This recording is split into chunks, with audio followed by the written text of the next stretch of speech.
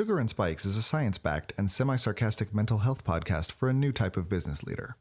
Mental health concerns are occasionally addressed, but this podcast is not intended to diagnose or treat any condition, mental, physical, metaphysical, or otherwise. That's a job for your doctor or therapist, not a podcast. Now that we've got that out of the way, let's get on with the show.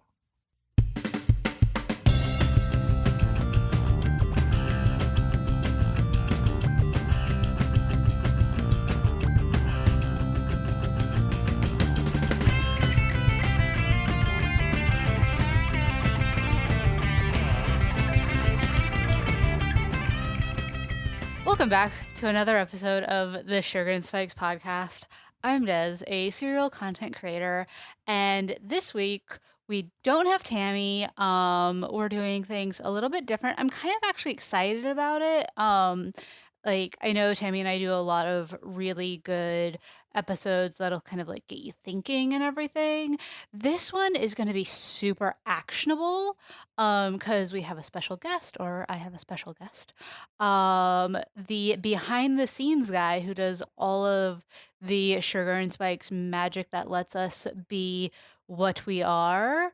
Dean Williams is here. Hello. Yay, cue applause. So Dean, why don't you tell us what it is you do with Sugar and Spikes? I do graphic design. I do the podcast editing and posting and a little bit of the titling and descriptioning. Mhm. Yeah. He's really the one that tries to cut out as many dog barks as possible and makes the episodes listenable but still entertaining and authentic. And makes us look good with our branding. So this week we wanted to talk about one of the most common questions I see and that gets asked is like, well, I want to start a podcast, but I don't know how to start. Like it just feels so overwhelming. And I mean, it can be. It doesn't have to be. I know, Dean, you and I, we had talked about kind of starting a podcast before, like back in the day, before we really kicked off Sugar and Spikes and things like that. And you had a completely different understanding of what starting something meant versus my perspective.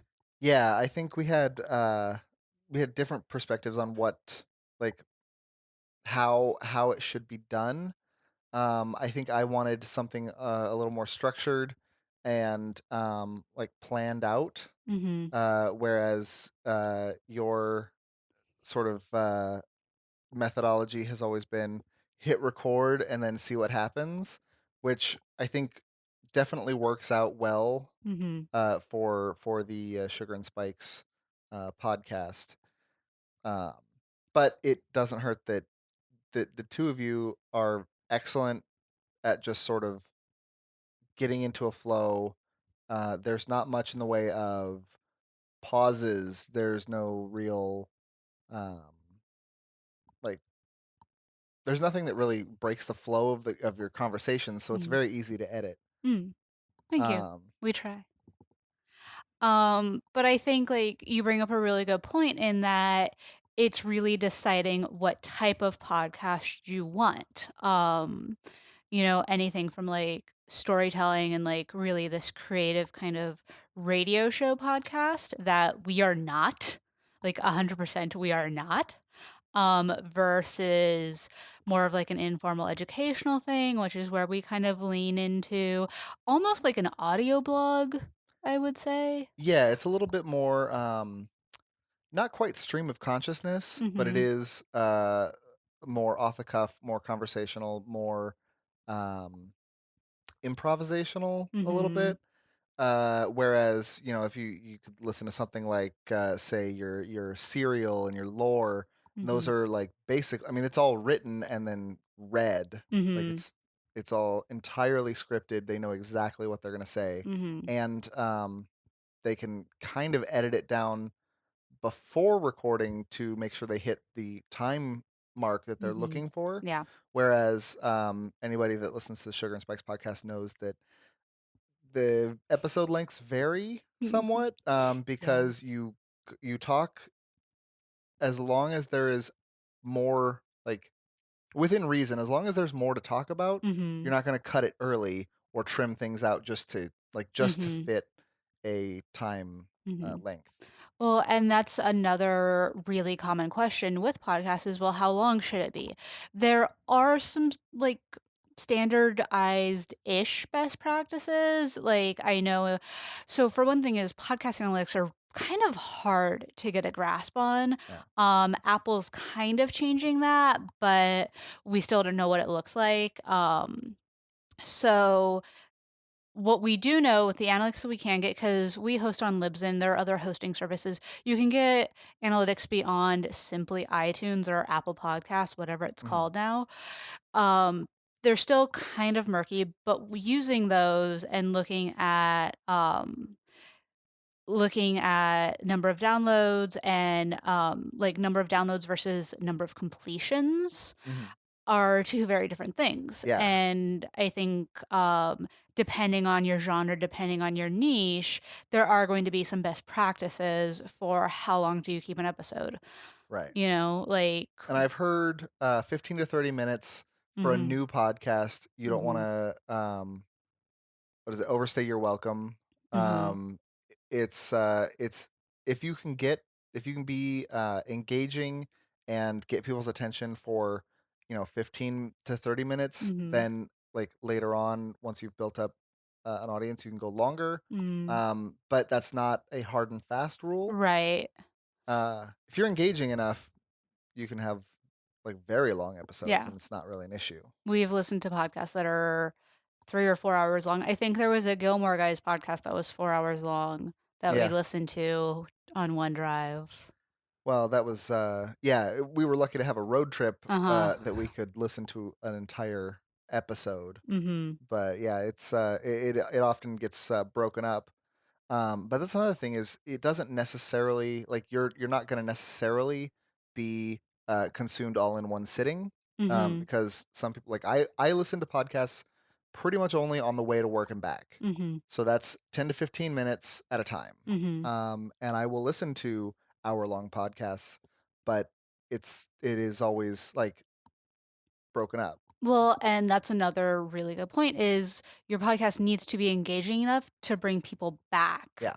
And one thing that I can speak to in terms of a growth edge for Sugar and Spikes is this idea of kind of carrying along almost a sort of story, Mhm. not like not like a once upon a time story, but really sticking true to kind of that framework of we all have this type of problem. There's this issue that comes up. Mhm. How do we navigate that? And then showing kind of the success. Yeah.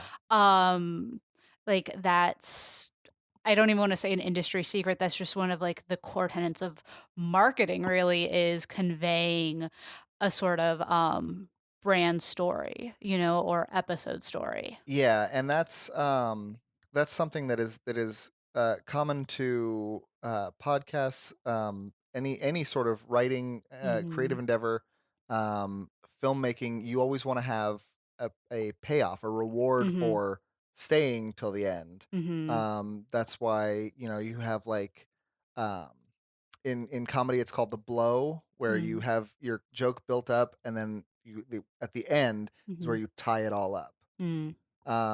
And that is it's important in really any sort of fiction, nonfiction. If you're asking somebody for their time, you want it to be worth it. Mhm. Exactly. So I will say, that's something that we're trying to do more of. Sugar and Spikes is in a bit of, well, we're always kind of in like a growth phase because that's who I am as a person. Always want it to be better, always want to try new things. So, a little bit of behind the scenes, we're trying to really focus on that and bringing in those action steps even more frequently in terms of conversations with Tammy and myself. So let's see. We talked about what type of podcast you want, length, kind of like the not a formula, but a guideline, problem, adventure, solution thing, and then like the payoff. And then The other thing it would be like the technicalities of like how do I host it? Because I think that's where people get pretty overwhelmed. I think it's hosting and even editing, which is kind of your area of expertise. So just to speak to hosting really quick, because there are a ton of tutorials online, you don't just immediately post to iTunes and you can have a podcast and not have it be on iTunes.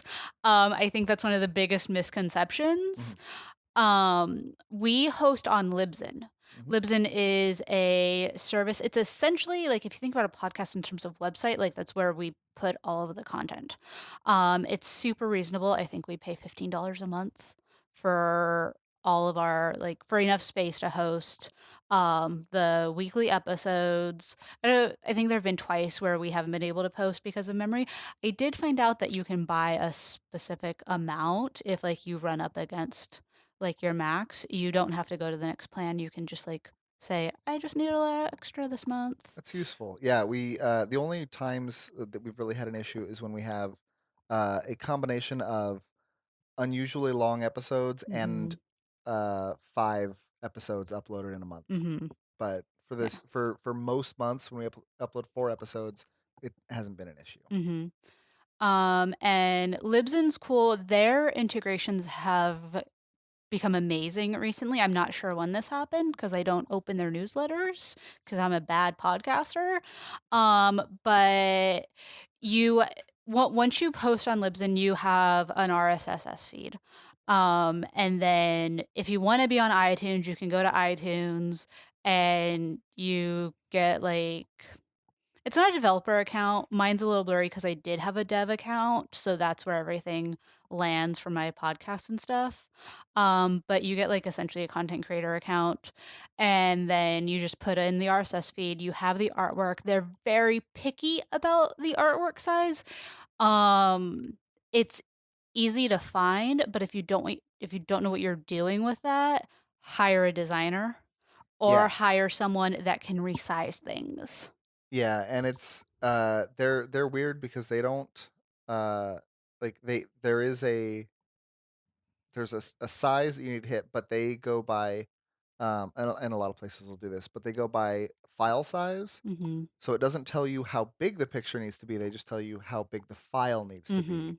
Um and then you have to play this balancing act of exporting it smaller and smaller Mm-hmm. or using different compressions, different file formats Yeah. until it hits the size that it needs to be while still being a high enough quality to look good. Mm-hmm. So you submit to iTunes if you want to be on iTunes, but also what's really cool with Libsyn is in their in the content like menu, you can select where you want to send stuff. And it used to be like if you want to be on Google Play, Spotify, things like that, you would have to do those individual submissions. But now you can just say, no, I want to send it here, and they'll do that for you, which is really nice. In fact, like now they're doing it to YouTube, which gets into an announcement we have later in the episode. And you can even post to like LinkedIn and Facebook like directly, which is awesome. It makes it a lot easier to get the content out there, which leads us to oh no, editing first. Editing before you put content out.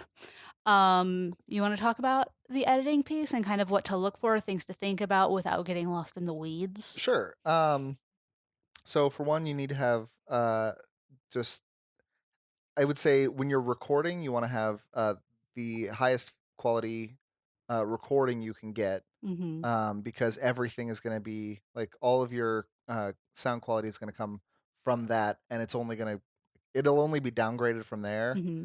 It'll never get better. Which is why using just the mic in your computer probably not the best option. Like Not it's a it. good start. Yeah. And I mean, even if you are just recording on your computer, a like a USB mic, Mm-hmm. will take you a long way Mm-hmm. from just using the built-in mic. Yeah, for like the first 15 or 20 episodes of Sugar and Spikes, we just used a USB Mhm. mic. Really, the only reason we upgraded was because, for one, our show is generally always two people, so having two people like huddle over a little USB mic wasn't exactly the best.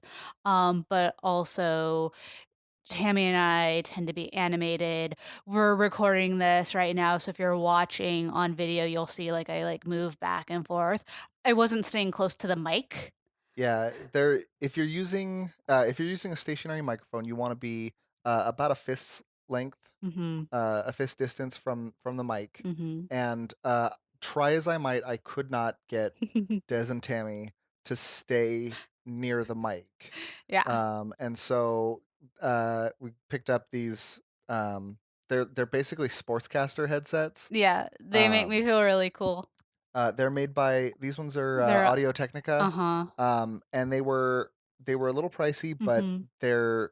I mean they are solid. They're high quality mics, Mhm.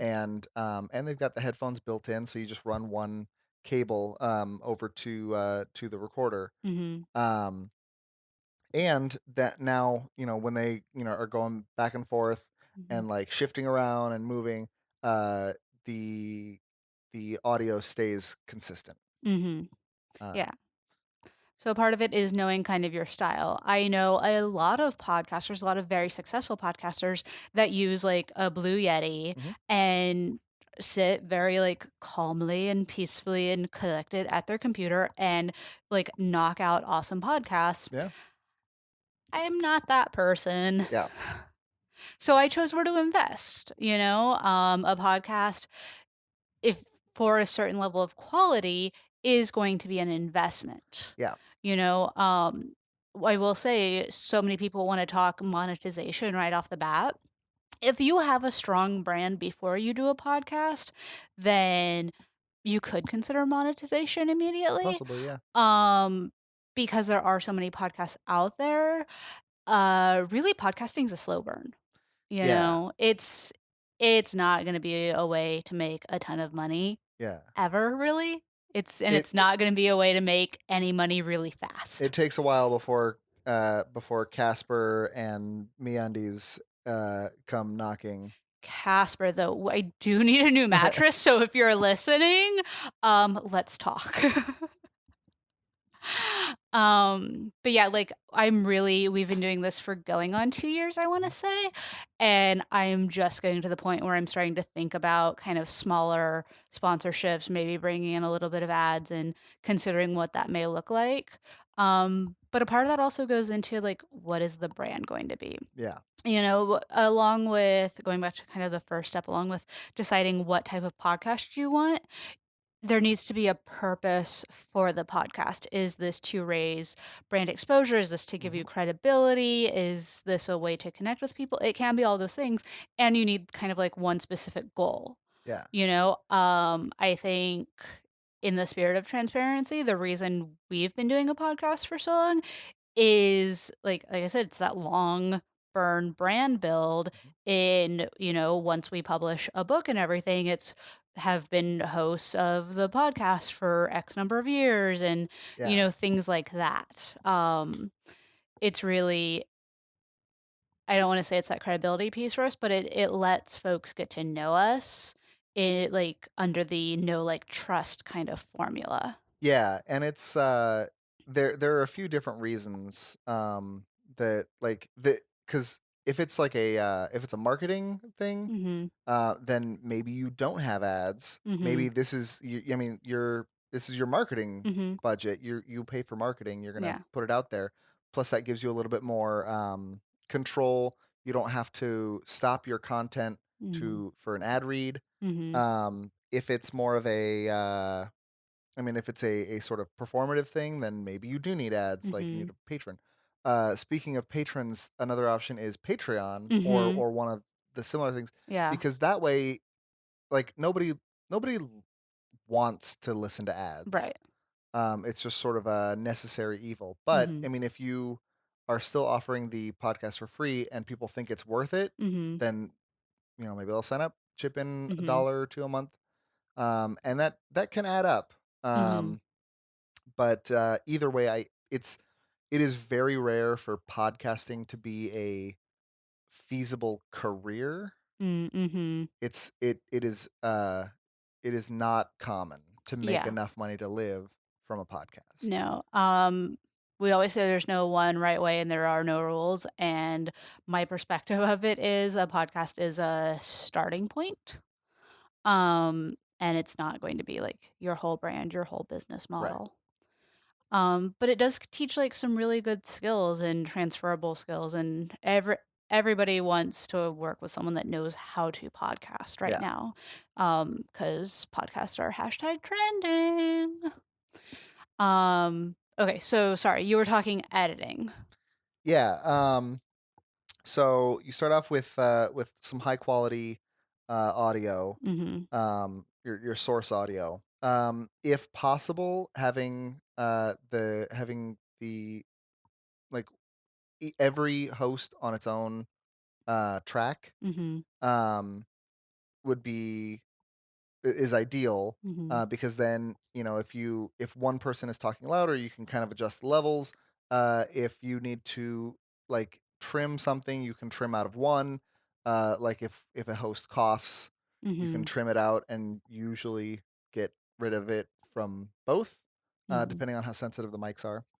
Um, I personally use Adobe Audition Mm-hmm. because I have Creative Cloud Right. and it's part of it, and I'm used to working in the Adobe ecosystem. Mm-hmm. Other options, I believe Audacity is free. Audacity is free. Audacity is kind of the The go-to in terms of free and good. Yeah, the industry standard for beginning out or starting Eh, out free software. mm-hmm. Yeah. I will say the installation process for Audacity can be a little complicated. I've actually had a couple people ask me, "Hey, how do you do this?" And fun fact, I didn't it took me a moment to realize that Audacity and Audition were separate things because we've always used Audition because we have the Creative Suite. So in my mind, that's just like the default. And I was Yeah, like, oh, well, I have it. Let me do it. And then I didn't. So I had to go through the installation process. And I see how it can trip some folks up. So if you try to download Audacity, like I'm not going to go into how to do that right now, maybe a blog post or something. maybe a blog post or other people have explained it. Yeah, There are tutorials. Just know if you're going to download it, it may not be as simple as click to download and suddenly it works. Don't get caught up in like, oh no, what's happening? Find a tutorial. I watched like a 3-minute YouTube one. It was fabulous.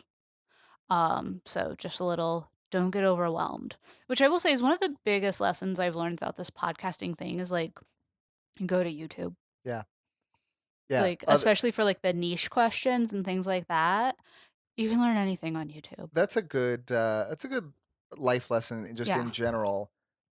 Like for for almost everything Mhm. that you're trying to do in Mhm. any situation, somebody else has probably figured it out, Mhm. and more than likely they've like somebody's written up about it. Mhm.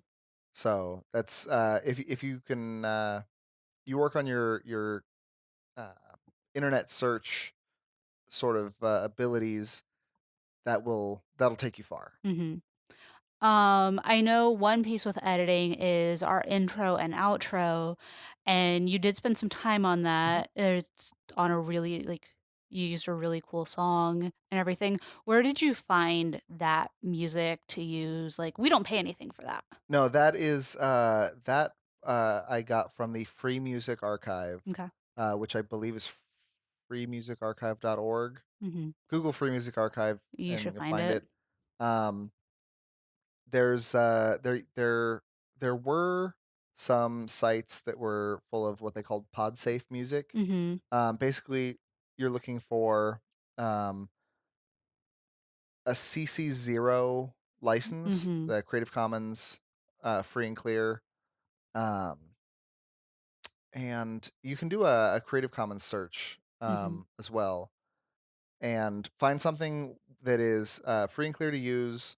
My preferred method for doing the intro and outro is to have them like have the music, have the vocals, have it all like recorded and then mixed down into just an intro file and an outro file. Then for each episode, you can create a template. Like what I've got is a template, and so whenever I open up a new uh, episode of the Sugar and Spikes podcast, Mhm. uh, they it pre-populates with 3 channels. It's got the intro, outro, and any sort of sounds, and then it's got uh, Tammy's vocals and Mhm. Dez's vocals, and the levels are all set. Like any like the vocal effects are all set. It's got like de-esser and levelers and stuff. Um, and then it pre-populates with the intro and when we have an outro, Mhm. that as well. Um, and then all I got to do is drop in the vocal tracks, Mhm. and then if there's an outro, move it to the end, and then I run through the whole thing, Mhm. trim out anything that needs to be trimmed, make any little edits that need to be made, and then I can do a mix down and Mhm. upload it to Libsyn. Yep. So in general, pretty easy like system. Yeah. It sounds more complicated than it is, and I should say we worked into this process. Hmm. When we started the podcast, it was me with my USB mic, and I just put it on Libsyn and shared it with the world. Yeah. And then we kind of built into starting to edit it. Hmm. And then it was a few months later that we had an intro. And then we've done a series of intros and outros and the combination since. So it's something that you can definitely grow into. Which brings us to kind of the secondary topic of the episode, which is as you're building a brand and as you're, putting out all of this content under the idea that, content is king, which, a lot of folks are now adding that asterisk of good content is king. Um, there's this discussion that the Sugar and Spikes team, we've been talking about. I've referenced it a bit these last few episodes. How do we bring in something else? How do we add another offering um, along with everything else that we're doing? Because, I do want to keep adding new fun things and keep things interesting. And I don't want to sacrifice the quality of where we've gotten to with the podcast and things like that. Yeah. So one thing that we're starting to try out, and the best thing about all of this is it's all playing. Like it's all a test, Hmm. which is what marketing is. It's A/B testing Yeah. and doing all of that. It's Yeah, it's throwing shit at a wall and seeing what seeing sticks. what happens. The best marketers are scientists. Challenge me, and I will go toe to toe on that. Um, we're starting to do a YouTube channel, which is pretty exciting. I know Tammy's not exactly thrilled. But let's kind of talk through the process. I wanted to have you on while we talked about this because you do kind of get the brunt of the tech stuff. Um so in terms of, and I'm totally putting you on the spot, so sorry. In terms of having someone come to you and say, "Oh, I want to do this now. Let's figure it out." What are some things that kind of you think about to say, "Okay, I think we can manage this," or maybe let's try it some different way, or something has to give? Um, well, with anything, my first couple of thoughts are, how much time is it going to add to Mhm. our standard routine? How much, Mhm. is there any additional expenditure, Mhm. um, based on what we already have and what we would need Mhm. to do that? Um, and then, any additional skills that would be Mhm. needed. And I think that's kind of like my 1, 2, 3. Like Mhm. primarily, do we have the time?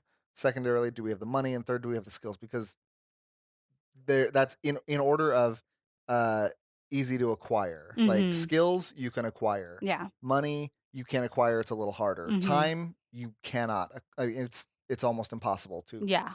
like, something has to go for you to Mhm. have more time. Yeah. Or you need to Um, know like where you're taking from. yeah. Yeah.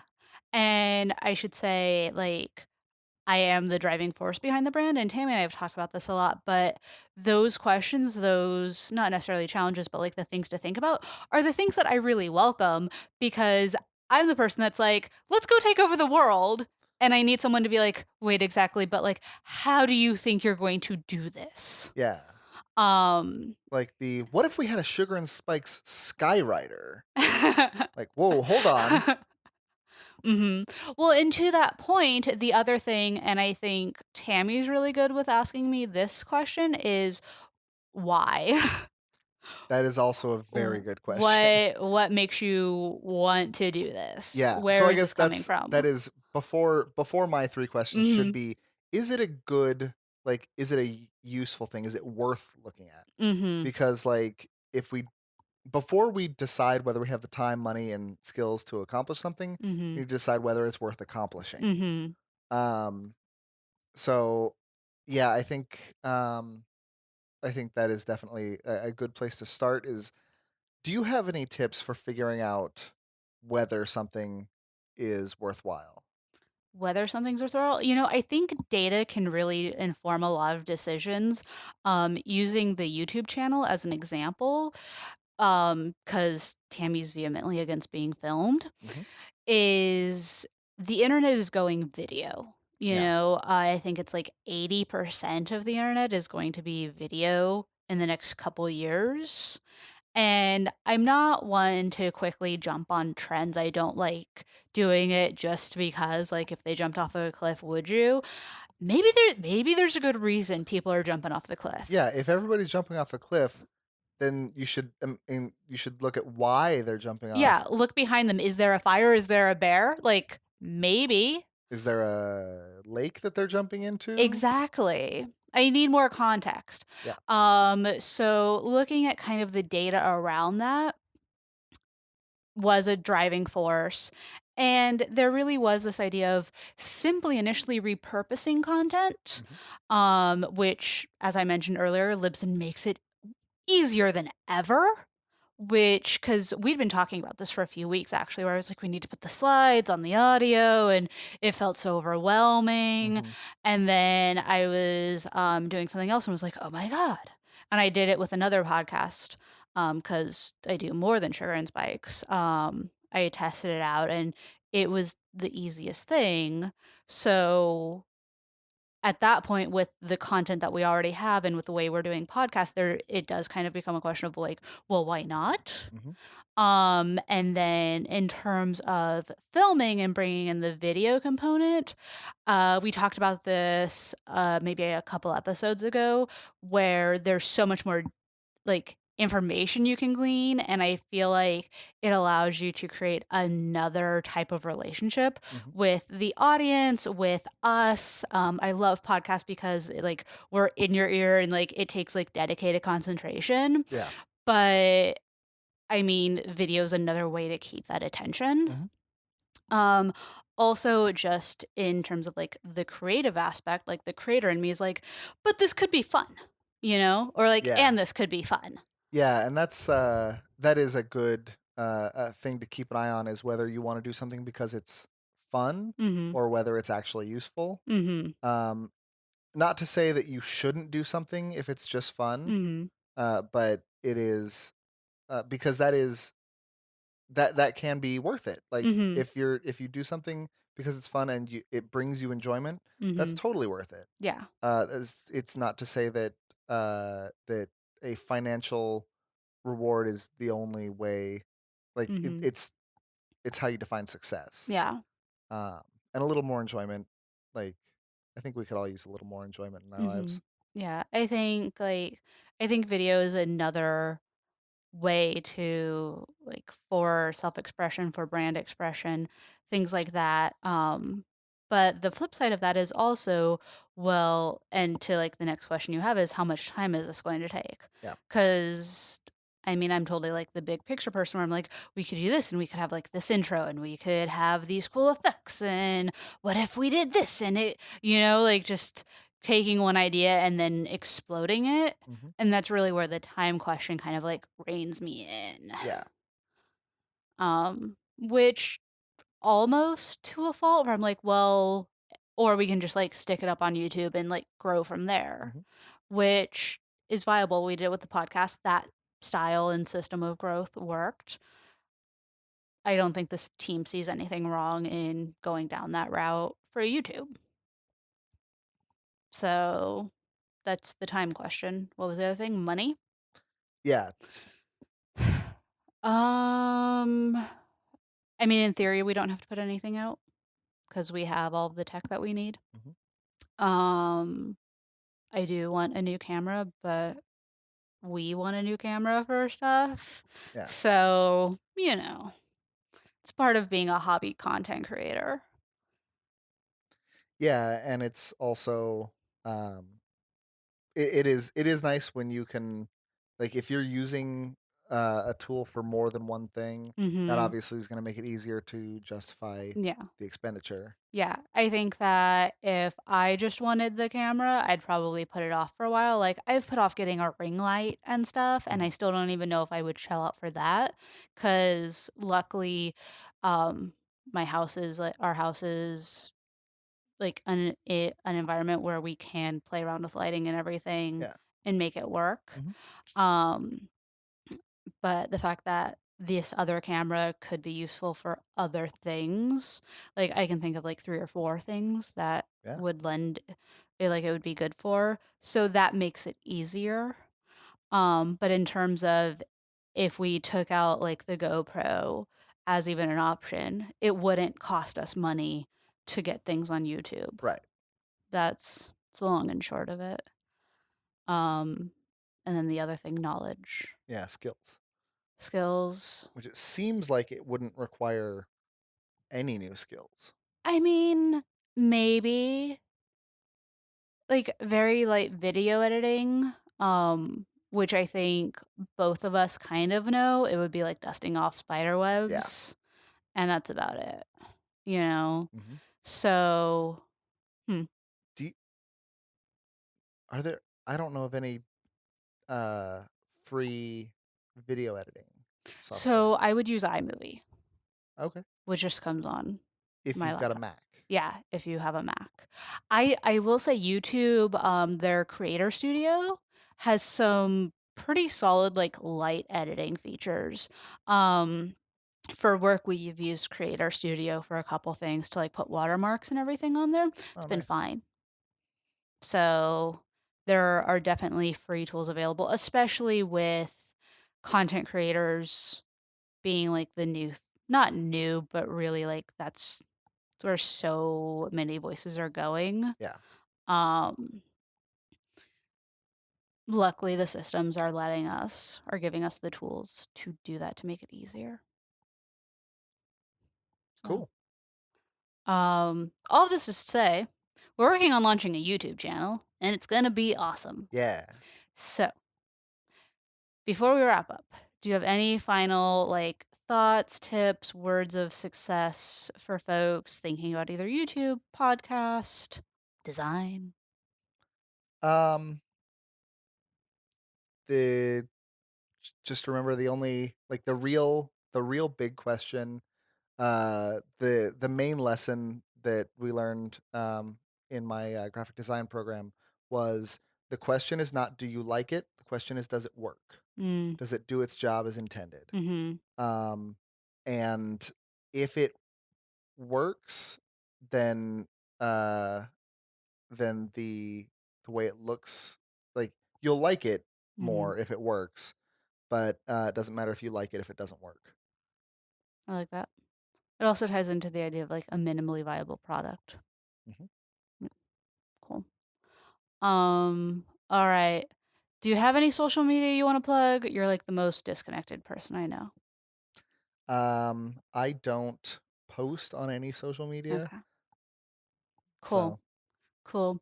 If you want to see more of his design work, you can go to deanwilliamsdesign.com. Dean W Design. deanwdesign.com. And if you're listening to us on the iTunes, go ahead and rate, comment, Share it with a friend.